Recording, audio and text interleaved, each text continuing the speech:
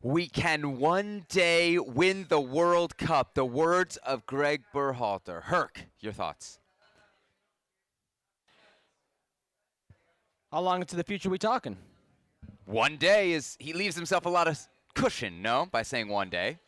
If based off what we saw in group play and in the fourth game, no.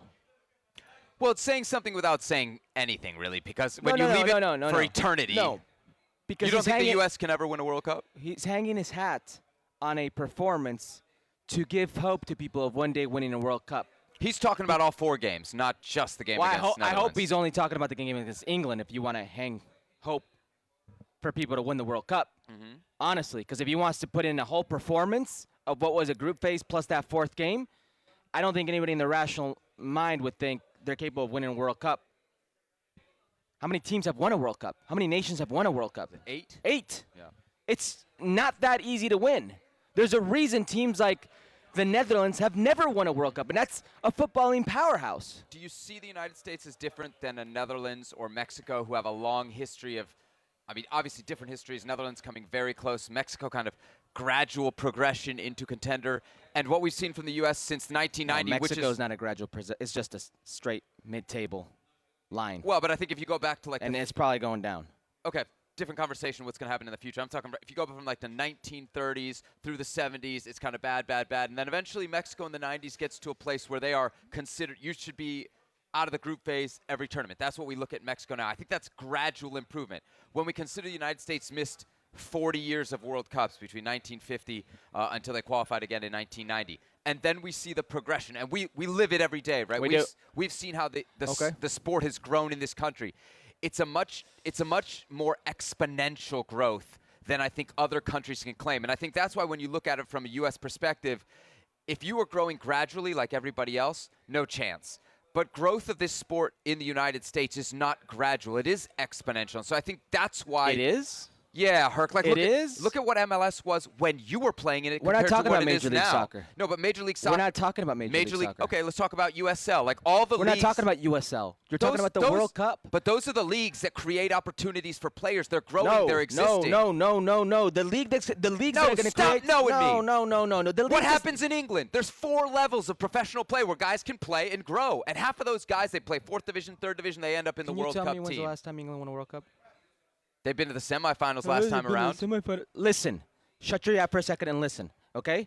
The leagues, USL, Major League Soccer, are not going to take you to a World Cup. You know what's going to take you to a World Cup? What? The leagues in Europe. When your players are consistently playing in those leagues. And how do they get there? Oh, As 16-years-olds, they're all just going to go over there and become Christian Pulisic? So you'd. I'm Where not were the gonna, I'm not Christian going to have Pulisic this 10 discussion. years I'm not ago? going to have this discussion with you because it's dumb. If you're trying to tell me you'd rather have a player playing in Major League Soccer or USL than in Europe, I don't even know what we're doing. Okay, let's here. go to your European example then. How many more kids? You're going off base. No, how many more kids are in Europe now compared to when you were coming up? Okay, a lot more. That's and how many more need to be there for you to have a realistic chance? So you think this is the plateau, that there's not going to be more growth of American opportunities in Europe? Seb, you're putting words in my mouth. You're not giving me an opportunity to talk, and I don't even know where you want to go with this. I'm saying that there is significant growth. You're saying there's not. Let me tell you, okay? Let me answer the question. Can they win a World Cup? If based off what we saw in the group performance and the fourth game, no. That's a reality. Only 8 teams have won the World Cup. Countries with footballing cultures, proper footballing cultures. The growth, yes, it excites everybody. Hey, coming back to the World Cup, yes, it excites everybody. But you're on the wrong network if you want to do is break out the pom-poms and cheerlead and say, hey, 2026, you've got a realistic chance. Yeah, he didn't say 2026. I'm telling you that. He didn't say I'm telling you that. He said I'm telling you that. the U.S. can eventually win a World Cup. You don't believe that? What makes you believe you could win a World Cup off of World Cup performances? Why would France believe that they could have won the World Cup in 1995 when they'd never done it before? You're right. All we need is a Zinedine Zidane, Javier Trezeguet, a Thierry Henry, a Frank Leboeuf. You know, all those type of players. You don't think a and country you're as well big as on the your United way. States with the infrastructure, with all the money that's going into the sport can grow? Plus, let's be honest about American soccer, and you are maybe a great example of this. No. Okay. Don't. I know exactly what you're going to do. Listen. What am I going to say? No, then tell me what I'm going to say. What you're going to do, what you're doing, Seb, is you're trying to Tell me, if you hit a 10 on every single thing, you have a chance of winning the World Cup. If you get the right people in the federation and you do the right things, and with a country of these resources, you should be able to build a World Cup contender. This is exactly what you're trying to say. Okay? I'm saying there's a huge part of United States that hasn't even been tapped into yet.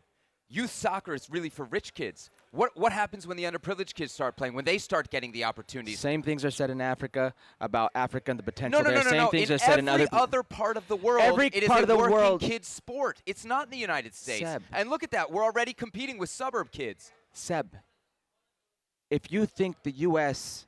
is well on their way to winning a World Cup, I don't think it's beyond the realm of possibility in the next 40 years, in our lifetime. based off of what? What have you seen from the World Cup performances that make you think? Because that's exactly what you should base things off. Okay. Just World Cup performance. Yes. Because if you're trying to tell somebody that's who four doesn't, games every 4 years. why do you think only 8 teams, 8 nations have won it?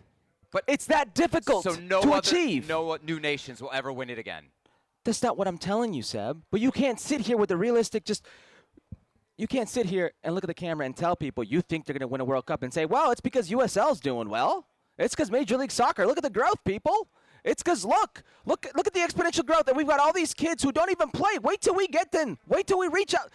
You can't just sell that, peddle that, and expect people to believe that you're going to be a World Cup contender someday.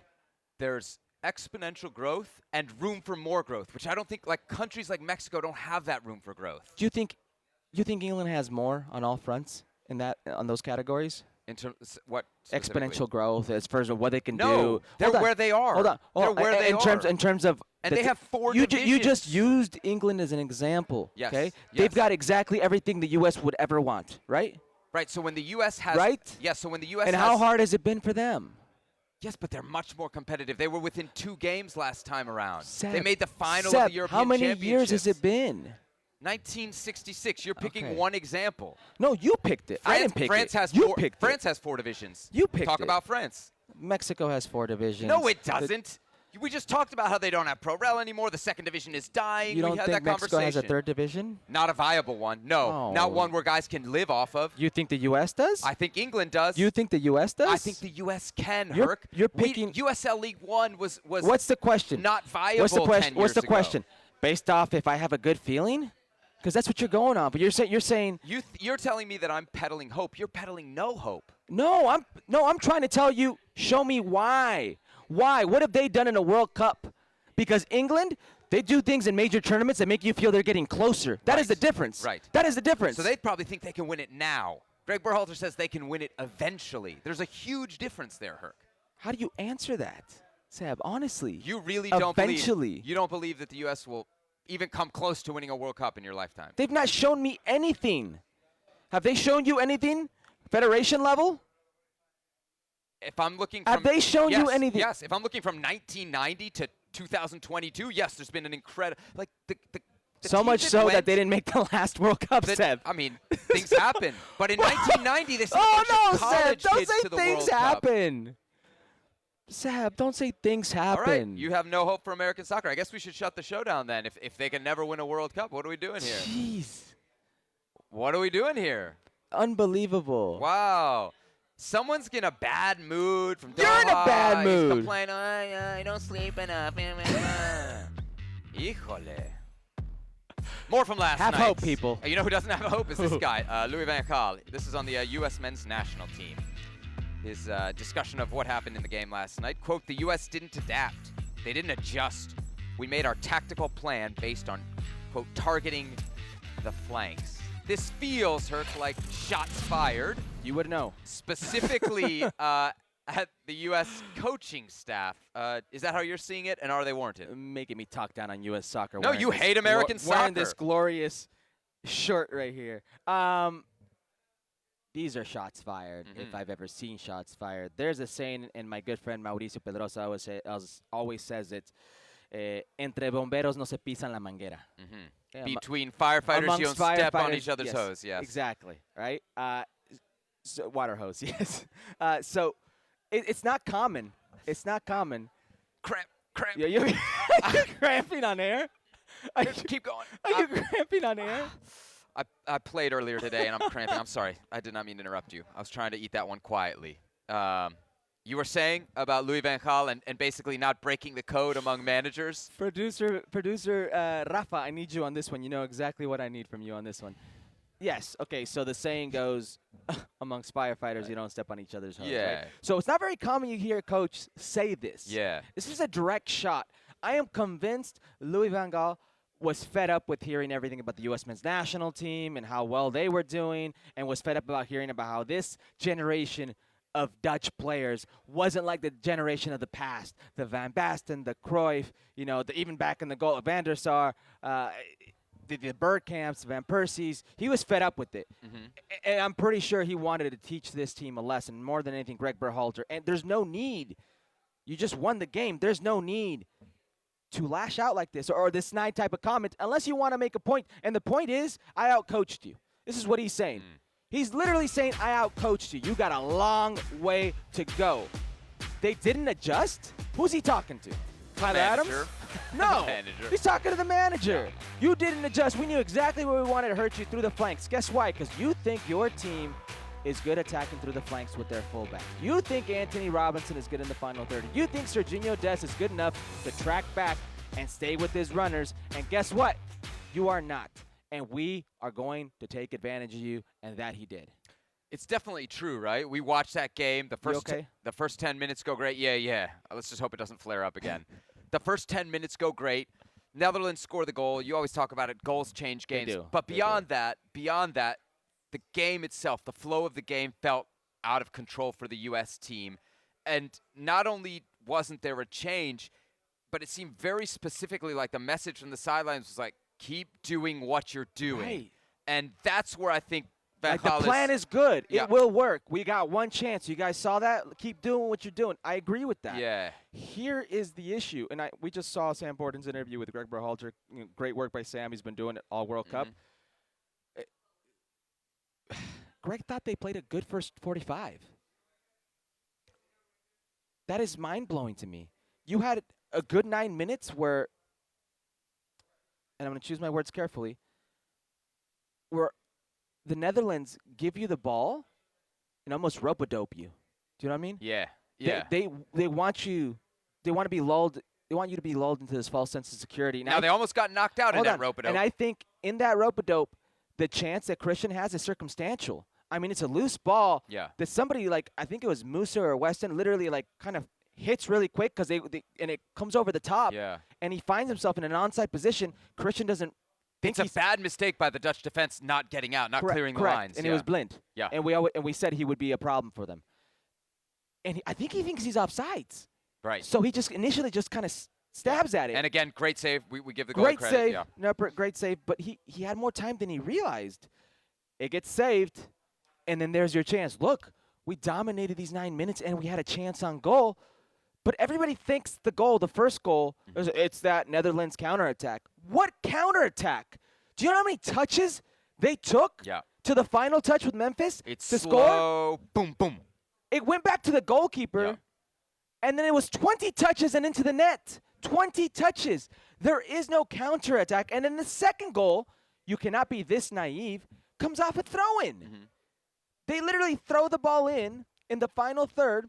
Christian Pulisic loses his mark because his mark is the guy who throws the ball in. There's a quick little interchange right there. Tyler Adams comes out, has to pressure. Tyler Adams, then you could almost see him hands behind his back. He doesn't want to get a handball called on him if there's a cross coming through.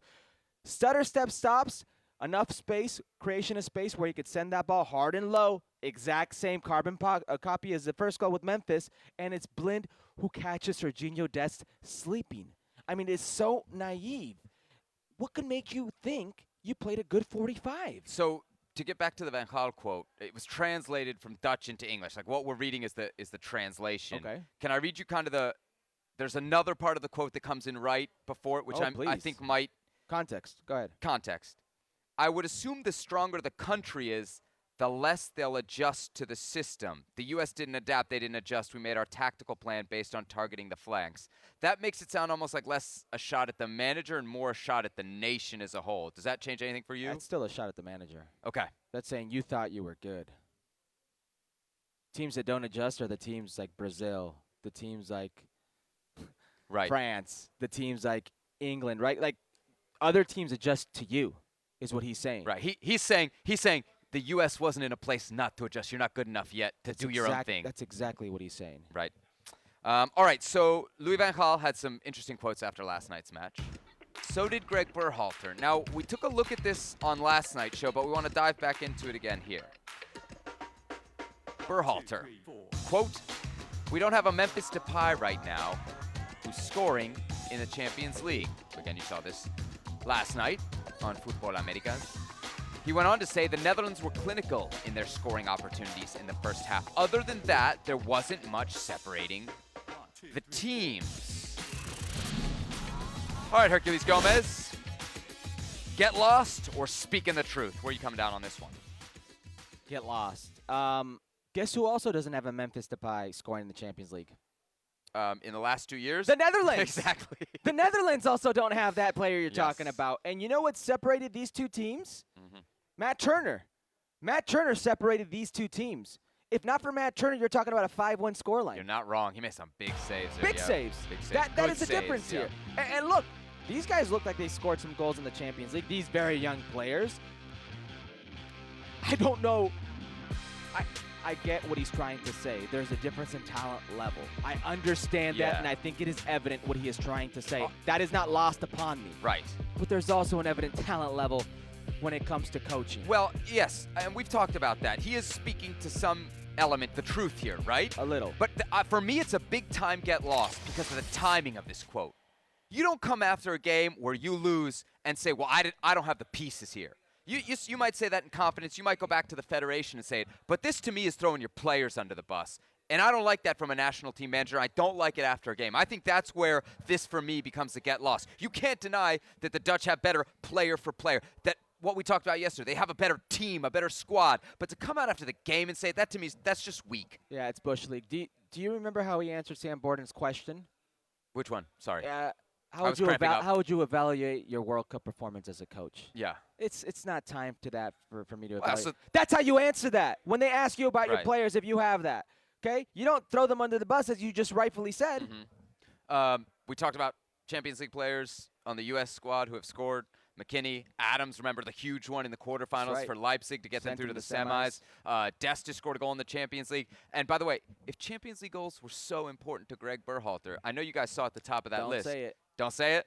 Don't even say it. Jordan Pefok had more than anybody else. Why isn't he here, right? If Champions League goals matter, if that's how you're going to evaluate how good a player is, which clearly that's what he's saying when he's talking about Memphis Depay, who, by the way, hasn't scored since the 2019-2020 Champions League campaign, then Jordan Pefok should have been here. And I think what we saw last night, Jordan Pefok should have been here. With a 26-player roster, you could have taken 4 forwards. Nobody's ever mentioned that, by the way. What? Why didn't anybody take 4 forwards? I've never heard or seen anybody mention that at all. We talked about it with Mexico, too, right? We talk about it all the time. Yeah. Just these people love taking our credits. They love taking our takes. Who you talking about, bro? People. Don't do that. Don't do that. Oh, what network do you work for? Say the network then. A ver, no te atreves, eh? BBC. Ah, no, falso. Tough guy, fake tough guy here on Futbol Americas. Let me tell you something real quickly. He says while wearing a medium that fits him like this. Medium. Let me tell you something really quickly about the 4 forwards.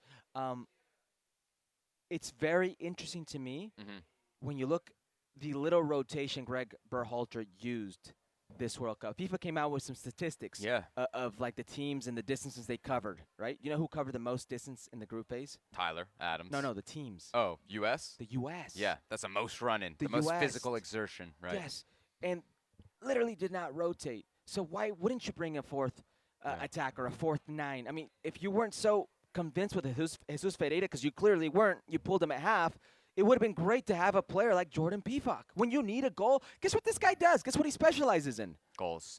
In the Champions League. In the Champions League. And to your point, Greg Berhalter told us before the tournament, subs were going to be a big part of his plan.